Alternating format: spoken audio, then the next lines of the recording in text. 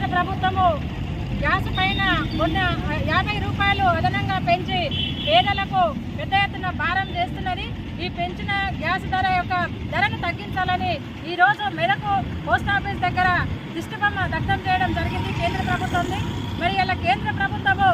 పేదలకు ఉచిత గ్యాస్ ఇస్తా అని చెప్పేసి, ఉజ్వల గ్యాస్ ఇస్తాని, దీపం పథకం కింద ఇస్తా అని చెప్పేసి ముందు ఈ 2 రకాల పథకాలను ఇచ్చి ఇప్పుడు సామాన్య గ్యాసులు వాడుతున్నటువంటి వాళ్ళకు కూడా మొత్తం మీద 50 రూపాయలు పెంచి పేదలకు పెద్ద ఎత్తున గడ్డి విరిచేటటువంటి పరిస్థితి ఇలా కేంద్ర ప్రభుత్వం తీసుకొస్తున్నది. మరి ముందు కట్టెల మీద వండుకున్నట్టు వాళ్ళను గ్యాస్ అలవాటు చేసి ఇలా గ్యాస్ ధరలు పెంచి పేదలకు ఇలా